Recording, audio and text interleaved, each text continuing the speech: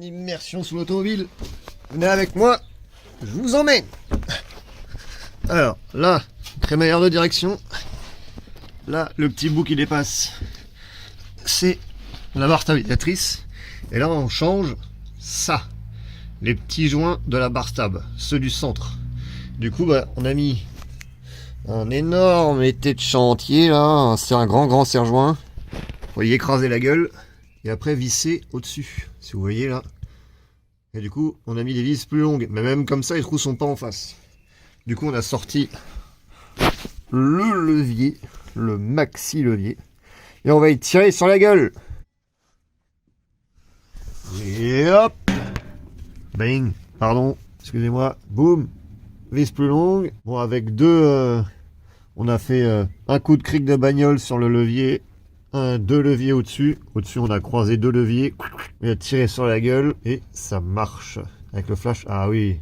Toujours un peu de graisse, c'est important. Et là, il y a une vis et derrière, il y a un écrou. Bon, l'écrou, on le voit pas. Mais c'est... Ah, si, on le voit derrière, là. On voit bien l'écrou d'origine derrière et la vis beaucoup plus longue pour attraper le trou manquant. Là, comme ça, on peut serrer. Ça va l'écraser tout seul, le nouveau silicone. Allez, maintenant, on fait l'autre côté.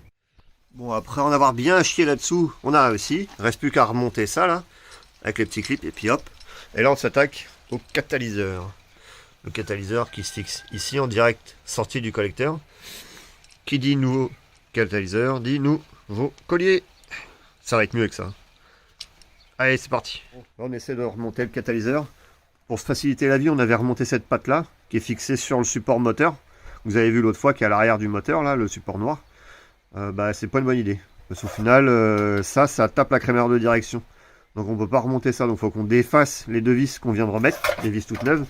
On a mis des vis neuves parce que vous avez vu, les autres on les avait disquées pour les enlever. C'est pas le choix. Et au final, bah, ça nous fait chier quand même. Donc là, on enlève ça. On remet le catalyseur.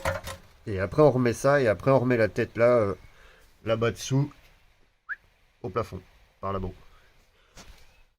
Salut les gars, encore un nouveau tuto. Vous voyez la gueule qu'il a là? Je vais le démonter. C'est bon, ouais, il est dégueulasse, donc on va essayer de le rattraper un peu. Parce que, vous voyez l'intérieur, hein. C'est pas beau, c'est pas beau. On va tester un truc que j'ai vu sur TikTok. On va le secouer. Et... Putain, ça a marché! Oh, j'y crois pas. Putain, sur TikTok, c'est vraiment des trucs de qualité, hein. Allez, boum! La petite mission du jour. Réussir à refixer la vis qui est toute rouillée. C'est vrai que j'avais pas pensé à la remettre à la filière. Autant celle-là, là, on l'a refaite à la filière. Au tarot, ça a été nickel. Là-bas, on l'a pas refaite. Ça a l'air chiant à mourir. Elle tourne la vis en plus là. Elle tourne. Bah, on enlève, non?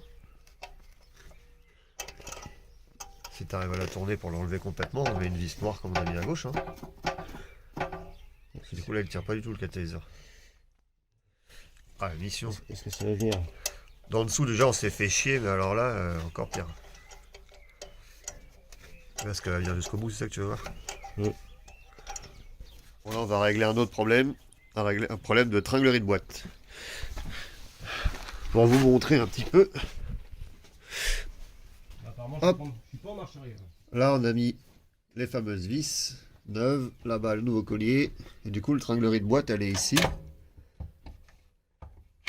J'allais le mettre derrière. En fait, on a remonté et du coup, c'est tout décalé. Donc, le moyen là-dessus, normalement, c'est de chercher la marche arrière en allant en trifouillant la boîte. Vas-y, essaye voir Lolo une vitesse. J'ai pas de feu de recul qui s'allume encore. Elle est peut-être à l'arrière gauche, du coup elle est pas à gauche la boîte. Donc ouais, en gros ce qui fait chier c'est que là, je suis censé être au point mort. Et quand je fais ça, passer en marche arrière. Et là en fait je pense qu'on est en première, 2. Quand on lève, 3, 4 et 5 là-bas au fond. Et on n'a pas accès du coup, il faudrait aller plus par là pour avoir la marche arrière. Donc ouais, on est décalé. Donc va falloir qu'on trouve ça. Allez, on recherche. On n'a pas réussi le problème de boîte, hein, on réessayera plus tard. Parce que c'est une galère à retrouver. Donc du coup, on a fini la vidange de la boîte. Vous voyez, on a remis un petit joint cuivre tout neuf. Là-dessus, c'est bien, c'est que c'est le même carré que pour la vidange. En l'occurrence, des carrés comme ça. Le petit, parce que moi j'ai un gros, un petit, c'est le petit. On se met dessus, on serre bien. Et bah ça roule. Après on remplit par le bouchon qui est planqué là-bas. On le voit là, ici là. Là, ça. Là, Celui-là là. le petit bouchon là. Ouais. Qu'on a débloqué avant de remettre le moteur dans la voiture. Et on a bien fait parce que c'est la misère sinon. Et hop. Bien serré, bien écrasé, nickel. Hop. Huile de boîte. Total Traxium Gear 7580 toujours pour ce moteur-là. Et il n'y a pas de chose près 4 litres. Donc là, on va remplir comme ça jusqu'à ce que ça dégueule. Jusqu'à ce que ça dégueule, pardon. Pouf. Là, l'entonnoir comme ça. Il y en a qui ont des techniques de compète. Nous, on l'a pas. Du coup, on va remplir comme ça. Allez, joue.